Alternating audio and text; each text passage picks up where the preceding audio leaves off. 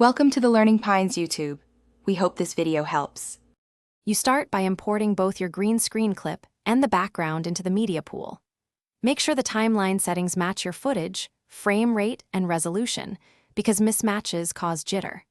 Once done, create a timeline and drag the background onto V1 and the green screen clip to V2. You want consistent exposure and color profile between clips, if needed. Do a quick balance in color or cut page to avoid extreme color shifts that break the key later. Now open Fusion with your green screen clip selected. Add a delta keyer node It's Robust and connect media in into the keyer and then to media out. Sample the green using the eyedropper, then increase tolerance slowly so you remove the background without eating hair or edges.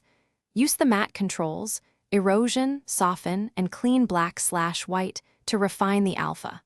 Finally, apply spill suppression to remove green fringes and use a slight edge blur if the cut looks. Once the key looks clean in Fusion, go back to the edit page and check the composite against the background. You should color match foreground and background. Use color page nodes to tweak exposure, white balance, and add a touch of grain so elements feel cohesive. When ready, render using a high-quality codec. If you need an alpha pass, choose a format that supports it and set export to include alpha. If you see halos or flicker, reopen Fusion, smooth the matte, and rerun spill suppression as a troubleshooting fix.